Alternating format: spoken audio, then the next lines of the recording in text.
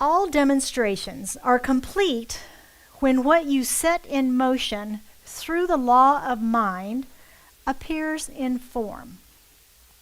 Now that sounds like a pretty simple definition of the law of creation, doesn't it? Simple, but not always easy. The key ingredient is getting the what into motion, isn't it? Getting the what into motion. So we're continuing our series this month on mindfulness for mavericks, and my talk today is, who do you think you are? Now we've all heard that with somebody with their hand on their hip, right? Who do you think you? But that's not what we're talking about today. Who do you think you are? And we're going to be looking at mindfulness and minding our intentions. Minding our intentions. Most of us have heard of or maybe even studied, I know my foundation graduates have studied the law of creation and how it works. And we understand that our thoughts are things. And we understand that they are creative, and that when we, through our focused attention, our focused thought, that we can bring into our life the things that we desire. Again, sounds simple, but not always easy. Why are we not experiencing the life of our dreams, perhaps, in some particular area of our life if it is so simple? Are you familiar with, I wish Will was here this morning, the other Will. Are you familiar with the law of physics and momentum? Basically, it means mass in motion. Mass in motion. Objects have a mass, and if it's moving, it's called momentum. It's called momentum. Now, it's a little more complex than that, right? I understand that. But for what we're talking about today, that definition works. Mass in motion. Think of it like a car on a hill. And maybe San Francisco, one of those hills in San Francisco. And you're standing right in front of the car. And the brake is released, and it moves 1 inch. You might be able to stop it. If it's a little Mini Cooper or something like that, you might be able to stop it right there, right?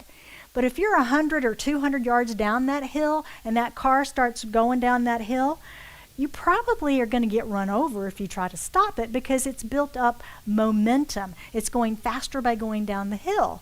So it's good to get out of the way of that car at that point. But that's what Ernest Holmes is explaining to us, I think, when he talks to us about the tendency of our thinking. Ernest Holmes, of course, is the founder of Centers for Spiritual Living, our international organization, and he's also the author of The Science of Mind, which is what we teach from his textbook.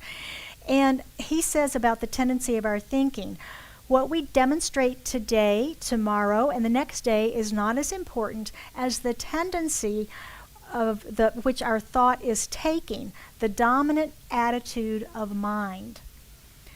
And it's not the random thoughts that necessarily are going to manifest. Think pink elephant, we're not going to see a pink elephant usually, right? Not immediately. It's this tendency of our thinking over time, the dominant thoughts that we have that act like momentum, that the law then acts on that because of the momentum, the tendency of that thinking has for us. So are you someone that constantly worries about today or tomorrow or the past? Is that a tendency of thinking? Are you consistently judgmental or critical of yourself or others? How's your self-talk? How's your self-talk? Do you see the glass as half empty all the time? Or is it half full most of the time? What's your tendency in that thinking? And these are just a few of the areas where we have those well-worn paths in our consciousness. You know the ones, those well-worn go-to paths that we have. Things that tell us that that's just how life is. It's always going to manifest that way. People are that way. Life is that way. Things happen that way. It's always like that. It's always something, right? Those are those paths. Is it good? Is it bad? Is it abundant? Is it limited? Another way to look at this is when we look at media, either mainstream or social.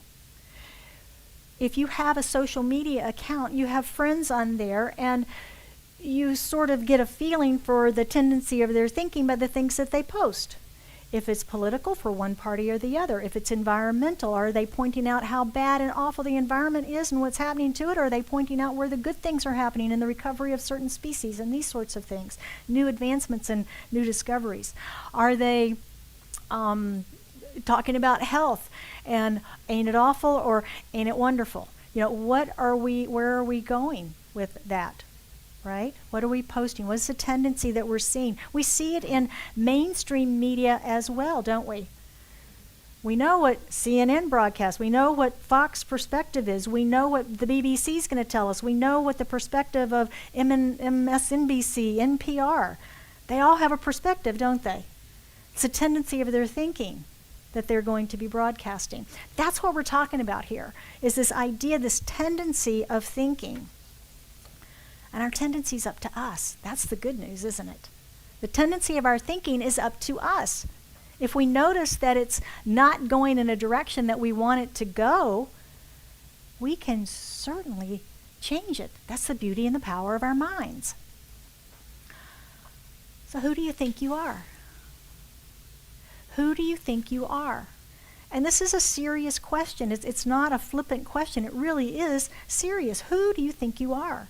Do your words and your thoughts and your actions marry up to who you think you are, who you believe yourself to be? Our lives are a reflection of our beliefs, where we live, who we hang out with, what we wear, what we drive, what's in our bank, what's in our investments. It's all a reflection of who we think we are, of who we think we are. As the proverb says, for as he thinks in his heart, so is he. And ladies, that's us too, right? It's not just the guys. As we think in our hearts is how we are. Unfortunately, many are unaware of the majority of those 60,000 thoughts we have every day. This past Tuesday, I shared in the study group that I had a meeting coming up on Thursday that I was having some less than positive thoughts about. Yeah. So I recognized that perhaps I would like to change that, because I know how this stuff works, right? And I knew that if I kept thinking that it was going to be a certain way, it was going to be a certain way. So I needed to get ahead of that. And it was only Tuesday. I had plenty of time to fix it. So I started working on this. And I started putting into my vision how I wanted this to go. And I was making all very specific how I wanted it to go and how I wanted everybody to act and behave and all the results and everything. And bang, doubt. And I was surprised that I bumped up against doubt when I began to set my vision for the outcome that I wanted. I found that I had limiting beliefs that I was dealing with. And as I worked through that, I began to wonder how many other of those unconscious thoughts I was having and interactions that I was having that I wasn't even aware that this was happening with. I mean, there's 60,000 opportunities every day for things to run amok, right? Surely there was someplace else in my life that this was happening. So as I say, I began to bump up against this doubt and these negative expectations, and I discovered it was about the people I was meeting with and how they were going to behave and how they were going to be responding and how they were not going to and they were not going to and they were going to and they were going to and gonna. It wasn't about me, right? So it was a very fascinating experience, and I was projecting some judgment on how they were going to show up and behave, and I knew I needed to dissolve that. I needed to dissolve the doubt, and I needed to rebuild my faith. I needed to rebuild my faith in myself and in the other parties as well. So I used my prayer. I used affirmation. I used inspiring music. I sang my way to the office that day. Me and Eddie Watkins Jr. And I felt good when I went in. And the meeting turned out wonderfully. It really did.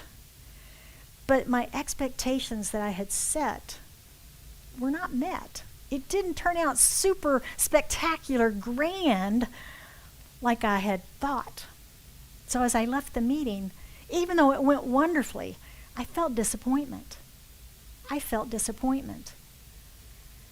And I didn't stuff it. I was present to it. This whole thing was a spiritual experience. I was present to it. And then in that, I began to recognize the wonderful outcome that really had happened by any stretch of the imagination. And I felt into my disappointment and worked with that and converted that to gratitude for the whole process, for the process of the spiritual growth that occurred throughout those 2 days that I did that practice, for the results of the meeting, which were actually very good, and for my willingness to walk that path and be with it. It was quite powerful for me. I recognized my tendency during those couple of days of my mind to wander off. Even though I was actively working on setting the vision and holding the vision and doing my affirmations and my prayer and stuff, I'd find myself over here wandering around in this doubt and negativity again, going, what are you doing? Get over here, right? But that's what happens. Our minds wander off on us sometimes. Now, I don't know if I am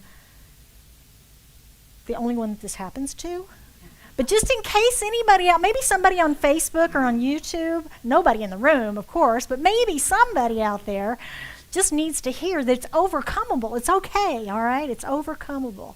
We can overcome this. Jack Kornfield, the wonderful Buddhist teacher of meditation, says, be mindful of intentions. Intention is the seed that creates our future. Now, the interesting thing about this for me, about this experience, is that I had this conscious, positive intention for the outcome that I wanted to see. I had that. But then I felt doubt. And when I felt that doubt, I realized that I had some unconscious decisions that were in there too, weren't there? Some intentions, rather. Unconscious intentions that I needed to deal with. Those are the ones that keep us stuck. Those are the ones that keep us stuck, the unconscious ones. Think about an iceberg. When I found the doubt, right? I found the doubt. That was this. Until I did the deeper work, the iceberg, you've seen that picture of the iceberg below the surface. That's what I had to dig into. That's what I had to disassemble. That's what I had to get rid of to rebuild my faith. It wasn't just the doubt. It was the stuff below that. So we set these conscious intentions in our lives all the time. Anybody done a vision board? I know many of you were in the January class with me doing the vision board, me and Lori. We do vision boards. We set our positive intentions. We write our affirmations. We do all of that stuff. And still, we don't see it in form in our lives. Does this stuff even work? You may be asking yourself. Well, we've got this thing called sabotage in that subconscious, right? The balance of that iceberg that's down there. And it runs in our life. The things that we just believe, that's just how life works. That idea, that's just how life works. That is the hidden belief. That is the subconscious intention. That is the iceberg below the surface that we've got to deal with. That we've got to deal with if we're going to change and shift this. That is like the, what do they call this virus? The Trojan horse viruses that sit on your computer just waiting for you to hit a certain key combination to mess up and sabotage your computer, right? Those are the subconscious beliefs. And we've probably experienced this where we set that intention. We do our work and we're still not seeing it. I think there's a couple of reasons for that. The first is the unconscious or subconscious intentions that we may not be aware of. We talked about that. The other is a lack of discipline to hold our focus on what we want. Remember how I said my mind wandered off for 2 days? I couldn't hold my focus completely on what I needed, right? We have to hold our focus. Is it Esther Hicks that says, what is it, 67 seconds, 17 seconds, whatever it is, that you hold your focus on this and you're going to have your manifestation? Anybody tried that? Set your timer. Try it. It's not as easy as it sounds. We do that candle meditation in our foundations class. Remember doing that? How quickly did your imagination kick in and start seeing beautiful images in the flame, or thinking about a campfire, or seeing dancing or something else happening that wasn't happening right there? Our minds are so creative. So, as I say, I watched my mind wander and forget and the important thing is to remember what Michael Beckwith says is letting go, right? Letting go is what spiritual growth is about. Letting go of the iceberg, letting go of the doubts, letting go of all of those things. All of our spiritual practices help us with that. Using the iceberg example, I don't know why I'm thinking Titanic this morning. If you think about the idea of spiritual practices, anybody been on a cruise? What's that thing called? Muster? You do muster on a cruise. When you get there, they put the life jacket on. You know, you have to do that in case there's an emergency. They teach you what to do. We practice. We do our spiritual practices to be ready for stuff like this, stuff like what's happening in the world today. We do our spiritual practices all along so that we have a spiritual toolbox, so that we have preparedness to be able to deal with whatever comes our way. That's why we do our spiritual practices, so that we're prepared, so that we're prepared. So when we uncover these hidden and unconscious beliefs, we can heal them. We can let them go. And once they're gone, then there's nothing to inhibit or block the manifestation of your prayer.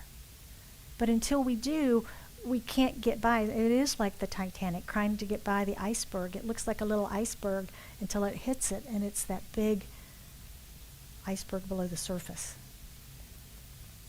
So the gift for me this week is that I'm aware of this particular tendency. And I've deepened into it. I've delved into the doubt. I've gone below the doubt to see what's really beneath that.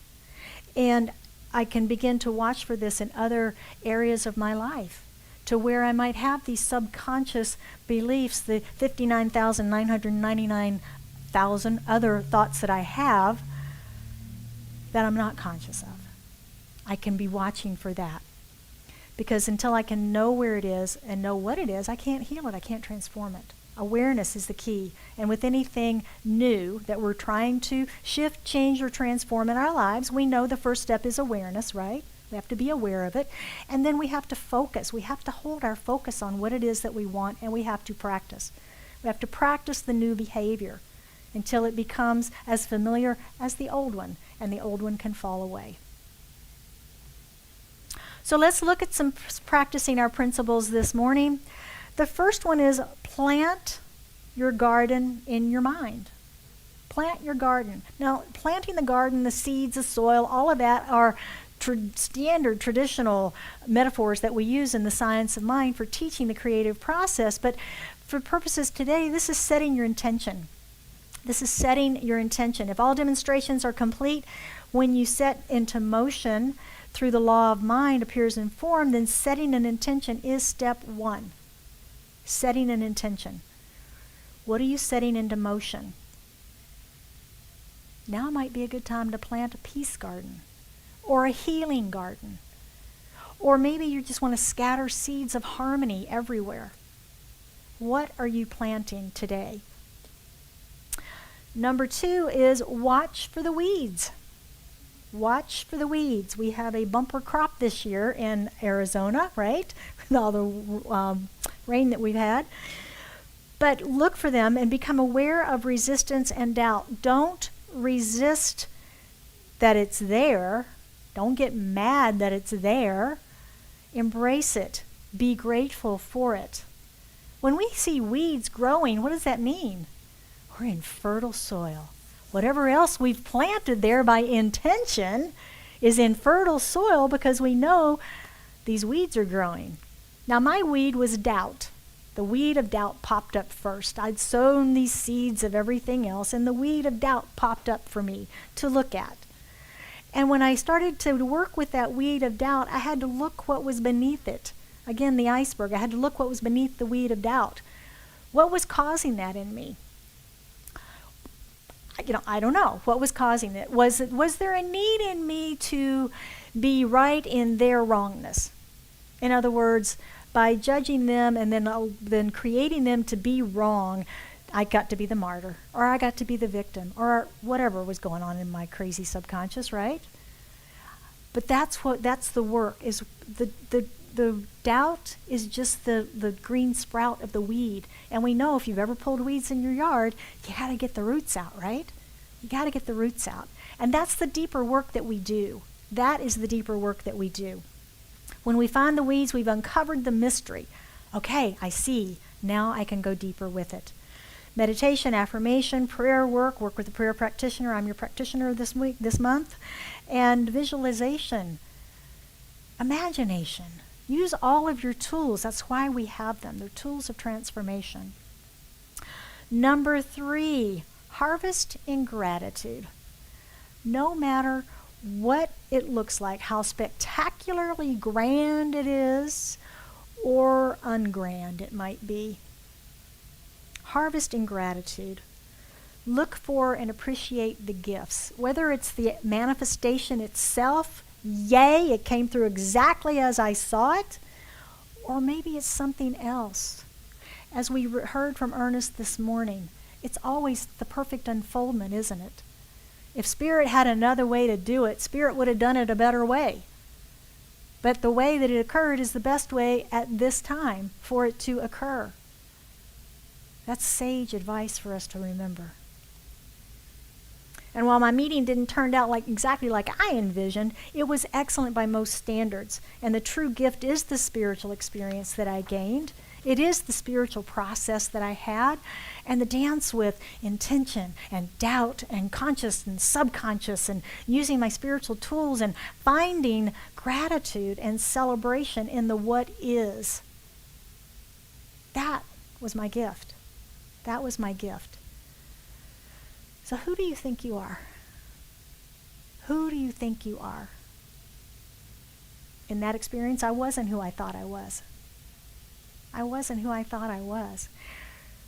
But I became more because of that experience. I expanded. I grew. I let go. Who awaits you in your exploration? In your garden? What intention will you set?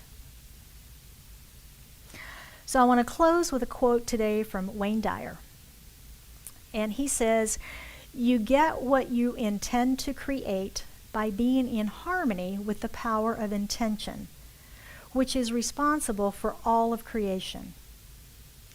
When we can clearly see, heal, and transform the conscious and subconscious in thoughts, words, and actions, we will be in harmony with the experience, and we will see the demonstration of our prayers." So it is. Thank you for being here. And would you join me in an affirmative prayer this morning?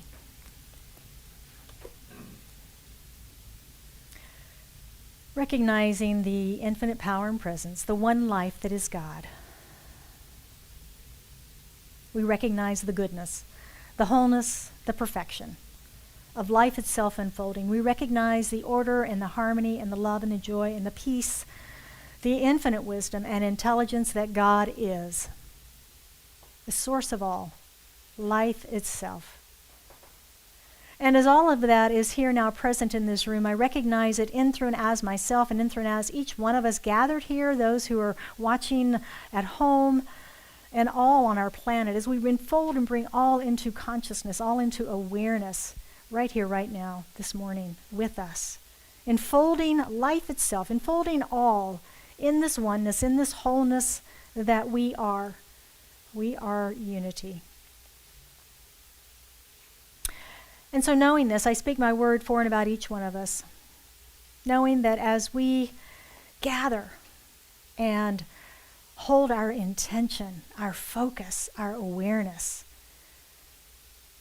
that we recognize that God is all, and that there is one life, and it is our life now, expressing individualized and uniquely in this time-space reality. And I know that each of us is peace, is wholeness, is harmony, is joy, is love. And that when we can anchor and be that, we are that expression, we live that expression. And I bless this center, Scottsdale Center for Spiritual Living, knowing that each one that has come together here today is this community. And that we support it with our love, with our awareness. We support each other in community and family, and with blessings. And I know for anyone that has anything on their heart this day, as we lift that into this prayer, into this consciousness of high watch and high light and high love, that whatever needs to be healed is healed, revealed is revealed with ease and grace, and that prosperity flows with abundance and ease and joy, and that we remember our unity as humans, as brothers and sisters on this planet, in the love of the one, in the unity of the divine. So it's with a grateful heart, filled with joy, thanksgiving, just for the knowingness of the manifestation of this prayer, for the truth of it. For I know that as I speak my word, the word is made manifest. I release it into the law, into the action of law, the one mind, letting it go, letting it be. And we affirm this together by saying, and so it is.